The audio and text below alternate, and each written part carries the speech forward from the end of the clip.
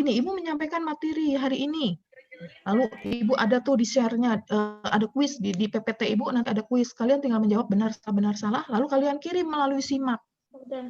Ya, melalui SIMAK. Nah, nanti Ibu koreksi. Nah, ingat itu untuk menambah nilai misalkan, untuk menambah nilai kalian. Oke ya. Mungkin Ibu share dulu ya PPT Ibu ya. Oke, Udah, share. Bu. Udah, enggak Ibu mau menerang. Iya, Ibu mau menerang. Oke, Ibu mau menerangkan dulu ya, Neng. Oke. Ini suaranya Widya nih kayaknya nih. Iya, Bu. Ibu, saya bentrok, Bu, sama Genpop. Jadi saya dua matkul nih belajar di laptop sama di HP. Bang boleh kan nggak boleh aku. Ibu gimana ya, bingung. Ya udah, nanti lapor ke ketua program. Kita izin dulu ke dosennya. Iya, lapor juga ketua program studinya ya. Ibu udah. Siapa sudah. Bunia kan, Bu? Lalu katanya gimana? Iya, nanti katanya dibicarain nama Ibu Sri. Saya jadinya ngambil yang reguler, Bu Ratna.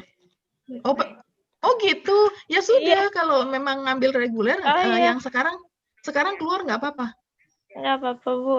Oke, nggak apa-apa. Ya. Soalnya kirain saya sendiri yang ekstensi, Bu, makanya. Oh tidak, ya oke. Jadi dari kehutanan 10, dari kimia 5, dari biologi 1. Jadi 16. Iya, Bu. Tapi di SIMAK-nya nggak itu, Bu. Nggak bisa rubah. Nanti lapor ke ke TU, nanti akan dirubah. Bisa. Oh, iya, Bu. Oke. Baik, Bu. Oke, maaf ya Widya. Iya, nggak apa-apa, Ibu. Maaf juga ya, Bu. Ya. Ya, Mangga.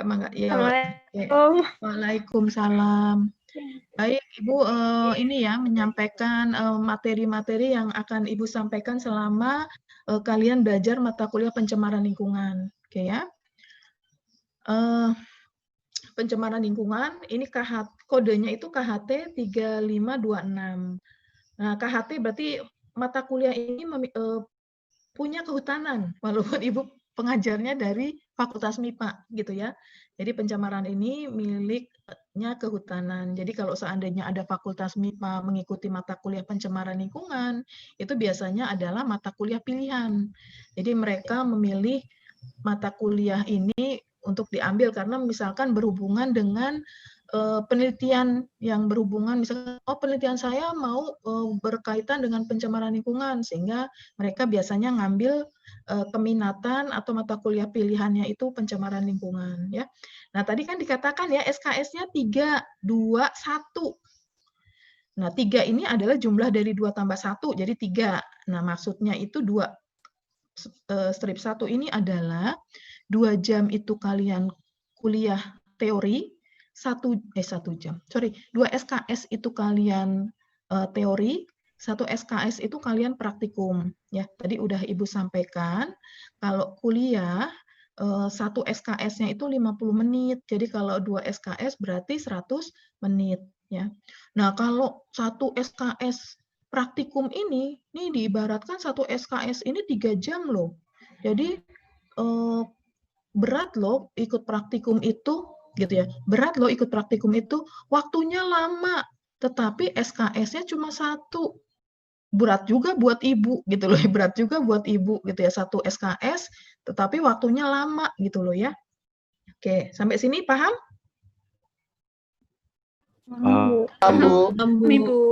Ibu ngetes biar Ibu tahu Ibu tidak ditinggalin oleh kalian, gitu ya.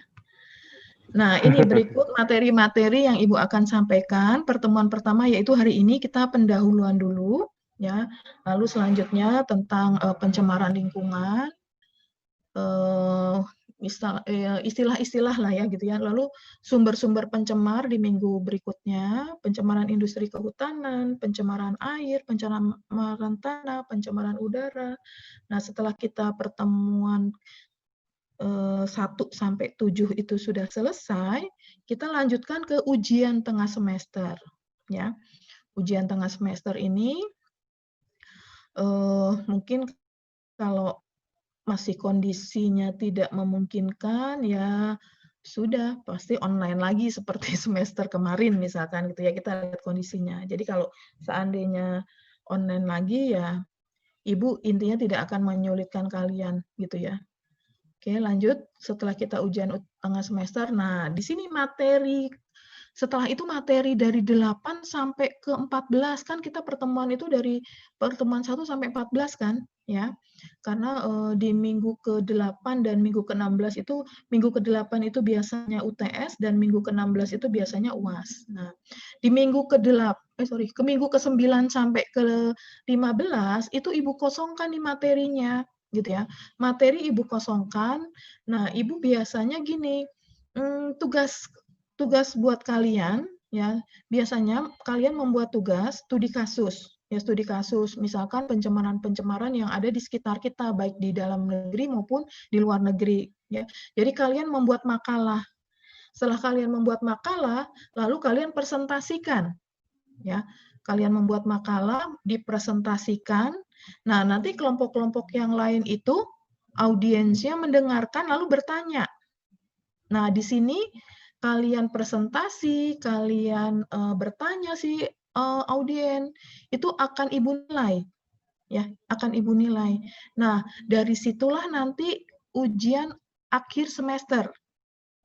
Ya, ujian akhir semester Ibu ambil dari makalah yang kalian buat, presentasi, dan menjawab pertanyaan teman-teman kalian. Yang bertanya akan mendapatkan poin juga. Itu ya. Sehingga di sini ujian akhir semester Ibu tidak melakukan ujian, tetapi Ibu mengambil nilainya dari presentasi kalian.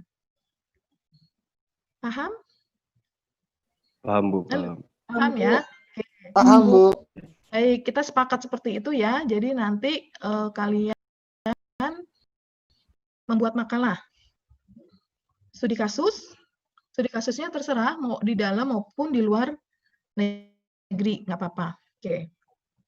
Jadi kalau UTS kalian diselenggarakan bisa tertulis gitu ya, tetapi kalau UAS Ibu mengambil nilainya yaitu tadi dengan presentasi dan tanya jawab. Dan kalau kalian temannya bertanya, kalian menjawabnya seperti apa, nah itu Ibu akan nilai ya.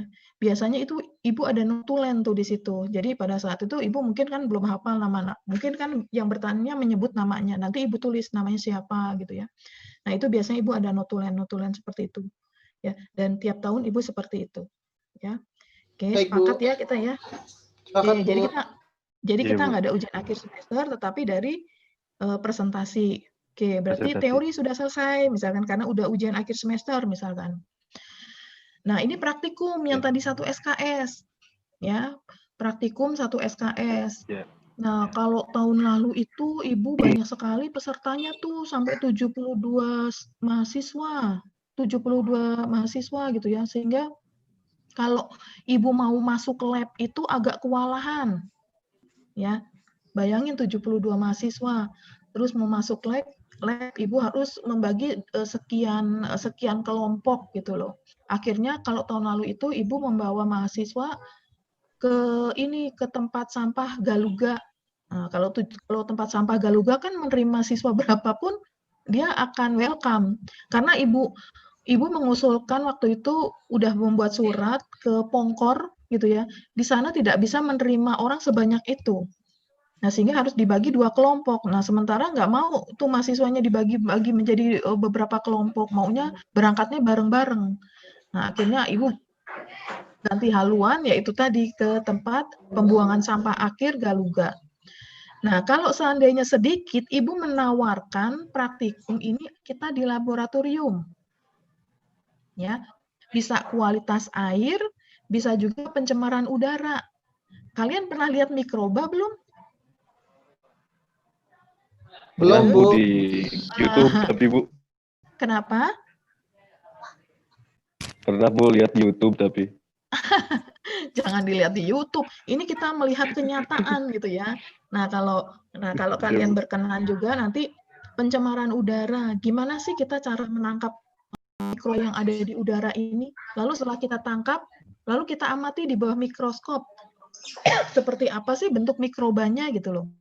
Nah, kalau sedikit nih Ibu bisa bawa kalian ke laboratorium gitu ya, sehingga kalian bisa cara mengambil mikroba yang ada di udara itu seperti apa, lalu setelah kita ambil mikrobanya, lalu kita amati di bawah mikroskop itu seperti apa, bentuknya seperti apa. Kita bisa melihat langsung, tidak melihat dari YouTube. Ya. Nanti pada saat kalian melihat ternyata tertarik, terserah kalau mau kalian rekam, lalu kalian share ke YouTube gitu ya. Oke, jadi Ibu di satu sisi sedikit senang gitu ya, karena ya itu tadi Ibu bisa maksimal mempraktekkan praktikum tentang ini, pencemaran lingkungan ini. Baik, jadi kalian nanti ada praktikumnya, tetapi yang kita lihat kondisi ya, kita lihat kondisi. Tetapi kalau cuma 10-15 orang kita masuk lab bisa gitu loh, bisa karena ya kita tetap menjaga protokol kesehatan. Kita pakai masker, kita jaga jarak dan selalu cuci tangan ya di lab. Jadi kalau di laboratorium yang ada di kampus ini satu lab untuk maksimal itu nggak maksimal ya. Misalkan 20 orang aja itu masih bisa jaga jarak, apalagi kalian cuma 15 orang, itu bisa jaga jarak. Ya, jadi kalau kita lihat kondisi, kalau toh misalkan ya zonanya udah orange gitu ya, kita masih bisa praktikum kan ya. Kalian berkenan datang ke kampus untuk praktek gitu? Insya Allah, Bu. Insya Allah ya. Insya Allah, Bu. Mudah-mudahan udah nggak zona merah lagi ya, Bu. Jadi Amin. bisa ke sana, ya, Bu. Amin. Iya, boleh. Jadi kita bisa langsung tatap muka gitu ya. Oke, jadi laporan praktikum ya. Jadi di sini laporan praktikum Ibu memberi nilainya besar ya, presentasinya gitu ya. Ibu presentasinya biasanya besar. Ya misalkan gini, mungkin ada ya di sini. Oke, nih. Penilaian. UTS 35%, UAS 35%, praktikum 30%. Ya. Praktikum Ibu nilai besar, kenapa gitu ya? Kita prakteknya biasanya seneng nih, kita praktikum seneng. Tapi pada saat kalian membuat laporan, males banget gitu kan ya. Nah, sehingga Ibu menghargai praktikum itu juga besar 30%. Ya. Jadi UTS 35%, UAS 35%, praktikum 30%. Oke. Sampai sini. Nah, ada pertanyaan untuk kontrak perkuliahan ini. Mengenai RPS, Bu, saya mau nanya, Bu. Boleh, siapa ini? Saya, Bu, Muhammad Ali Firdaus, mau nanya. Oke, tadi kita belum berkenalan loh ya. Kalau iya, Bu. Apa? Saya Muhammad Ali Firdaus dari Kehutanan, mau nanya ini, Bu, masalah presentasi tadi tuh yang buat per individu ya, itu kira-kira setiap orangnya dikasih berapa menit ya, Bu, untuk presentasi ini? Jadi gini, Ibu kuliah kita tunggu sampai minggu ketiga atau minggu keempat sehingga pesertanya sudah fix, ya. Karena kalau sekarang ini masih ada yang keluar masuk, apalagi RPS kan, Jadi ada misal saya nggak mau ngambil pencemaran lingkungan, akhirnya keluar, gitu kan? Misalkan, nah sehingga Ibu menunggu jumlah mahasiswa fixnya dulu. Nah, misalkan sudah pasti ada 14 orang, misalkan, karena tadi misalkan anak biologi aja ada yang keluar kan karena bentrok. Nah, sehingga nanti misalkan 14 orang. Sementara kita setelah UTS itu ada 7 pertemuan. Ya, ada 7 pertemuan, ada 14 orang, sehingga satu kelompok itu bisa 2 orang. Gitu loh. Jadi kelompok. Ya. Jadi kelompok. Jadi Ibu lihat pesertanya dulu nih, bahkan bisa pernah ada satu kelompok itu sampai 7 orang gitu loh, karena yang mengambil mata kuliah pencemaran lingkungan itu kebetulan banyak, sehingga Ibu membagi kelompoknya jadi kelompok besar. Tetapi kalau pesertanya cuma sedikit, ya Ibu bikin kelompok kecil. Bahkan kalau cuma ada 7 orang saja, misalkan yang ngambil mata kuliah pencemaran lingkungan, ya sudah, berarti sendiri-sendiri gitu loh. Individu. Individu, ya. Jawab pertanyaannya? Oke ya, jadi nanti Ibu lihat jumlah pesertanya dulu yang ngambil mata kuliah pencemaran lingkungan. Ya. Oke, ada lagi pertanyaan? Ya, Bu. Makasih, Bu. Oke. Ada lagi? Kalau tidak Ibu lanjutkan, kita berapa menit sih? Udah. Nah, baru 20 menit kan? Kalau Zoom itu misalkan yang bebas, yang tidak berbayar kan cuma 40 menit ya, kita dikasih waktu ya. Iya, Baik. Bu. Kadang suka off. Udah ya, yang ini Ibu akhiri dulu ya. Ibu mau nge-share satu lagi ya. Kan Ibu ngasih dua materi, kasih dua PPT kan hari ini? Iya, Bu. Ya, Bu, 2. Oke. Nah, sekarang udah ada 14 orang. Oh, berarti 13 nih pesertanya. Oke, Ibu mau lanjut ke PPT yang selanjutnya. Nih, mudah-mudahan kalian sudah ini ya, sudah. Sebentar ya, ada nih. Halo, Pak. Halo.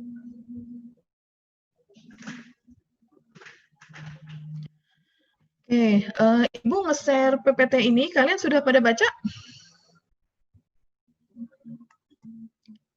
Belum, Bu. Tadi saya mau download tapi simaknya error terus. Oh, simaknya error terus. Tapi sekarang sudah tidak error kan? Belum saya coba lagi, Bu. Ini juga dapat link Zoom dari grup. Oke, jadi nanti ini udah Ibu share ya. Ini sudah Ibu share, tapi ini sekarang belum ada kuis kayaknya deh. Ini belum ada kuis. Nanti mulai minggu depan Ibu ada kuis dulu ya. Ini pengertian-pengertian ya, pengertian-pengertian dari pencemaran. Sebentar ya, saya ada ini telepon sebentar aja. Ya, Bu, nggak apa-apa. Ya, nggak apa-apa. Ya, Bu. Halo. Ada tapi iya saya lagi ngajar, Pak. Saya lagi ngajar. Iya, nanti saya sampaikan ke Bapak. Bentar ya. Iya.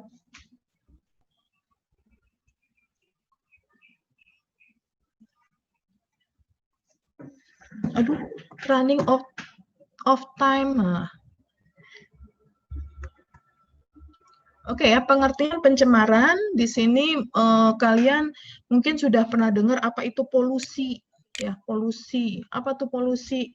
Jadi kata lain dari polusi itu adalah pencemaran ya. Jadi polusi atau pencemaran itu adalah proses masuknya polutan ke dalam suatu lingkungan sehingga menurunkan mutu lingkungan. Nah, berarti di sini ada polusi, ada polutan. Apa bedanya polusi dengan polutan? Gitu kan? Sering dengar kan? Tapi kalau ditanya apa itu polusi, apa itu polutan? Nah, berarti apa tuh polutan? Kalau polusi kan prosesnya, proses masuknya. Nah, proses masuknya, lalu siapa yang masuk? Nah, gitu kan, siapa yang masuk? Itu. Nah, berarti siapa yang masuknya itu adalah si polutannya, itu berarti si bahannya, bahan pencemar lingkungannya, gitu ya. Jadi bahan pencemar lingkungan itu dapat berupa bahan kimia, ya, debu, panas, suara, radiasi, dan juga mikroorganisme. Ya, mikroorganisme. Mungkin kalau kalian dari Fahutan, ya itu tadi belum pernah lihat mikroorganisme itu seperti apa sih gitu kan. Nah, padahal itu sebagai sumber pencemar juga. Seperti sekarang nih, COVID-19. Itu mikroorganisme kan penyebabnya. Ya. Itu penyebabnya mikroorganisme. Virus. Virus gitu ya, virus ya. Jadi kalau polutan itu adalah bahannya, kalau polusi itu prosesnya, ya proses masuknya gitu ya. Oke. Lalu lingkungan. Apa itu lingkungan? Kan pencemaran lingkungan. Lingkungan. Apa tuh lingkungan? Lingkungan di sekitar kita. Ya, apa? Ada makhluk hidup, ada benda mati, ya kan lingkungan itu kan, ini kan lingkungan di sekitar kita nih. Ada makhluk hidup, manusia, hewan, ada benda mati, batu, kayu, itu kan lingkungan di sekitar kita itu. Jadi segala sesuatu yang ada di sekitar kita, lingkungan. Baik yang hidup atau abiotik dan yang mati, biotik. Nah, jadi lingkungan. Jadi sesuatu yang ada di sekitar kita, gitu ya. Baik yang hidup maupun yang mati, ya. Itu bahasanya sendiri aja kalau seandainya kan ya Ibu mah udah sepuh ya, jadi kalau menghafal itu kan agak sulit. Sehingga Ibu kadang-kadang memakai bahasa Ibu sendiri yang gampang kita ingat gitu. Lingkungan, oh lingkungan di sekitar kita. Ada makhluk hidup, ada benda mati. Udah itu aja. Dasarnya itu gitu ya. Yang ada di sekitar kita, ada benda hidup, ada benda mati. Benda hidupnya apa, benda matinya apa. Gitu kan? Itu gampang kita kalau mau mengingat itu gitu ya. Suatu zat dapat disebut polutan. Ya. Jadi suatu zat itu bisa dikatakan sebagai sumber polusi, ya. Gitu ya. Itu apabila jumlahnya melebihi dari jumlah normal, ya kan? Katanya karbon dioksida itu sumber pencemar kan, ya kan? Tetapi kalau jumlahnya sedikit, dia nggak sebagai sumber pencemar kok, malah dibutuhkan oleh tanaman untuk fotosintesis, gitu kan? Tetapi kalau jumlahnya melebihi dari normal, ya sudah, akhirnya yaitu tadi menjadi apa? Kalau jumlahnya melebihi dari yang normal. Polutan, Ibu. Pencemar gitu ya, sumber pencemar. Jadi kalau dalam jumlah sedikit dia nggak sebagai sumber pencemar kok gitu, malah bermanfaat buat tumbuhan. Karena kalau tidak ada CO2, tumbuhan nggak bisa melakukan fotosintesis. Kalau tidak bisa melakukan fotosintesis, sehingga dia tidak menghasilkan buah misalkan, ya kan? Itu kan hasil dari fotosintesis, gitu ya. Bahkan dia bisa mati kalau tidak melakukan fotosintesis. Nah, lingkungan kita juga bisa memulihkan dirinya sendiri kan?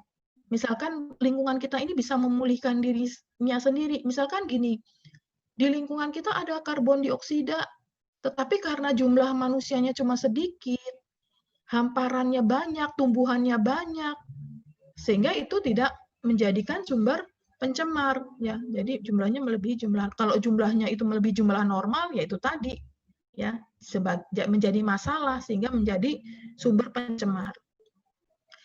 Berada pada lingkungan pada waktu yang tidak tepat. Berada pada lingkungan pada waktu yang tidak tepat. Nih, berada pada lingkungan pada waktu yang tidak tepat. Misalkan gini, ya, contohnya, tahu bakteri E. coli, Escherichia coli? Bakteri E. coli, kalau pada usus besar, dia bermanfaat. Tetapi kalau dia ada di lingkungan, dia sebagai sumber pencemar. Berada pada lingkungan pada waktu yang tidak tepat. Nah, kalau dia lingkungannya pada usus besar manusia, dia berperan tuh di dalam proses apa? Di dalam usus besar kita, misalkan dia bisa membantu menyerap atau membuat vitamin K di dalam tubuh kita. Pernah dengar nggak vitamin K? K. Kalian mungkin pernah dengar vitaminnya A, B, C gitu ya. Tetapi vitamin K apa tuh? Vitamin K di dalam tubuh kita itu berperan di dalam proses pembekuan darah, ya. Nah, kalau seandainya di dalam usus besar kita tidak ada E. coli, Escherichia coli, Anda BAB-nya akan keras. Kalian BAB-nya akan kesulitan karena yaitu tadi limbahnya tidak diurai oleh bakteri E. coli sehingga kalian pada BAB akan kesakitan kan gitu. Nah, dengan adanya E. coli di dalam usus besar manusia itu sehingga selain tadi bisa membentuk vitamin K ya, dia juga membuat feses kita menjadi lebih lunak gitu. Sehingga pada saat kalian BAB tidak sakit. Nah, lalu kalau dia ada di lingkungan berarti apa nih? Oh, lingkungan itu tercemar oleh feses manusia kan? Nah, sehingga dia sebagai sumber pencemar untuk perairan gitu ya. Tuh. Lanjut. Berada di tempat yang tidak tepat. Nah, ini bisa Ibu kaitkan juga dengan tadi ya, bakteri E. coli tadi ya. Oke, lanjut. Nah, sifat polutan ya. Sifat polutan itu ada merusak untuk sementara ya, tetapi bila telah bereaksi dengan zat lingkungan, dia tidak merusak lagi. Lalu merusak dalam waktu yang lama. Contohnya PB, tidak merusak bila konsentrasinya rendah. Nah, akan tetapi dalam jangka waktu yang lama, PB ini dapat terakumulasi di dalam tubuh sampai tingkat yang merusak. Ya, jadi terakumulasi di dalam tubuh kita. Sehingga nanti dampaknya apa nih? Misalkan kalau anak kecil itu terpapar PB yang banyak gitu ya, itu bisa menyebabkan kebodohan. Ya, PB itu terakumulasi di dalam tubuh kita. Ya kita kalau sudah tua, saya ya bukan kalian, kalau saya udah tua segini ya terakumulasi, ya paling nanti dampaknya misalkan di usia lebih lanjut lagi muncul tuh penyakit-penyakit yang degeneratif muncul misalkan gitu ya. Tetapi kalau misalkan anak kecil-kecil yang masih ya sekolah SD, SMP terpapar PB yang banyak, ini bisa menyebabkan kebodohan ya gitu. Nah, ini menurut Ibu. WHO. Nah, pencemaran mungkin ini pernah dengar ya, menurut WHO ini pencemaran tingkat pertama ya, di sini menimbulkan kerugian pada manusia baik dilihat dari kadar zat pencemarnya maupun waktu kontak dengan lingkungannya. Lalu ada pencemaran tingkat kedua ya. Jadi biasanya kita tahu bahwa sesuatu atau bahan atau zat atau lingkungan itu tercemar berat atau tidak setelah dianalisis ya, biasanya dianalisis di dalam laboratorium.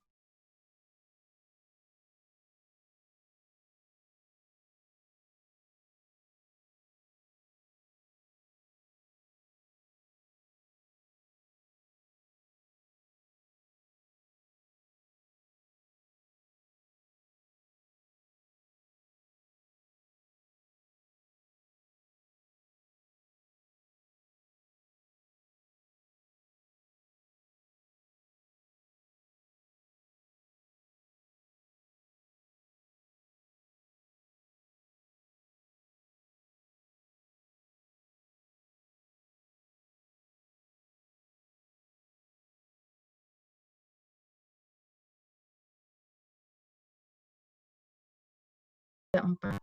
Ya. Nah, baku mutu lingkungan. Ya, baku mutu lingkungan ini adalah batas kadar yang diperkenankan ya, bagi zat atau bahan pencemar yang terdapat di lingkungan dengan tidak menimbulkan gangguan terhadap makhluk hidup, tumbuhan, dan benda lain. Ya, jadi misalkan gini, kita mau menganalisis air atau kita mau menganalisis tanah atau udara atau apapun gitu ya. Nah, biasanya dari hasil lab tadi kita bandingkan dengan baku mutu lingkungan, ya kan? Kalau seandainya masih di bawah baku mutu, nah berarti oke. Misalkan limbah tersebut masih belum mencemari gitu ya. Tetapi kalau sudah di atas baku mutu, nah itu harus diperhatikan limbah tersebut dan juga gimana penanganan dari limbah tersebut. Nggak boleh dibuang lagi ke lingkungan misalkan gitu ya. Jadi biasanya kalau kita melakukan penelitian-penelitian yang berhubungan dengan lingkungan itu acuannya yaitu tadi baku mutu lingkungan hidup. Ya, baik itu air, tanah, udara. Ya, kalau waktu Ibu meneliti tentang tanah, itu rada sulit nih mencari baku mutu lingkungan yang berhubungan dengan tanah. Kalau air masih banyak, ya tanah itu agak sulit mencari batasannya tuh sampai mana. Paling yang Ibu dapatkan pada waktu Ibu meneliti dulu itu tentang tanah gitu ya, paling ada pestisidanya, organoklorin yang tidak diperkenankan oleh pemerintah misalkan gitu. Nah, padahal petani tersebut tidak menggunakan pestisida gitu ya. Lalu pestisida itu ada di tanah itu dari mana gitu kan? Nah, ternyata misalkan dulu zaman Orde Baru, dulu kan waktu zamannya presiden yang Orde Baru dulu itu untuk meningkatkan produksi pangan kan menggunakan pestisida besar-besaran untuk meningkatkan produktivitas pangan misalkan. Nah, sehingga dampaknya 30 tahun kemudian atau 50 tahun kemudian itu tidak hilang di dalam tanah. Tidak bisa terdegradasi oleh makhluk hidup yang ada di dalam tanah tidak bisa terdegradasi oleh mikroba, sehingga masih terakumulasi di dalam tanah dalam puluhan tahun gitu. Nah, itu ya. Jadi batas baku mutu lingkungan hidup. Nah, pengertian pencemaran lingkungan. Nah, ini istilah-istilah saja gitu ya. Jadi kan kalian belajar tentang pencemaran lingkungan. Nah, apa sih itu pengertian pencemaran lingkungan gitu kan ya?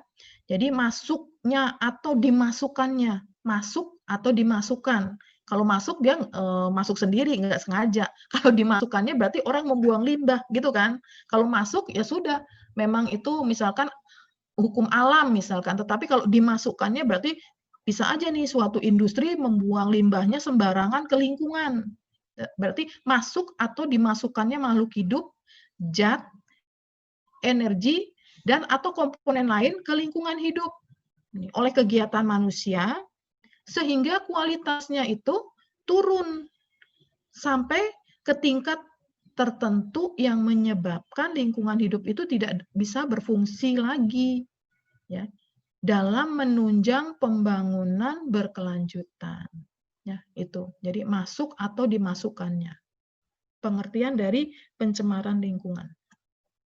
Oke, lanjut. Nah, 3 unsur masalah pencemaran. Ya, jadi sumber perubahan akibat kegiatan manusia atau proses alam. Ya, jadi ada loh pencemaran yang disebabkan oleh proses alam. Contohnya apa nih? Gunung meletus. Nah, itu kan juga bisa menimbulkan pencemaran ya. Debu, uap panasnya, gitu kan ya. Lalu bentuk perubahannya adalah berubahnya konsentrasi suatu bahan dalam lingkungan. Ya, jadi kalau konsentrasinya lebih tinggi, nah, kan bisa menyebabkan juga nih pencemaran. Jadi ya itu tadi, misalkan limbah dibuang ke air. Ternyata misalkan gini, PB atau HG deh, sorry HG. HG itu kan kalau dalam industri ini emas tuh, penambangan emas ya, HG. HG itu kan misalkan untuk proses amalgam si emas itu kan menggunakan HG. Nah, nanti HG-nya itu kan dibuang nih ke sungai. Nah, nanti misalkan dilihat konsentrasi HG di dalam perairan itu gimana ya. Konsentrasinya kalau tinggi berarti air tersebut sangat tercemar. Sudah kelas berapa nih gitu ya? Kelas 4 misalkan.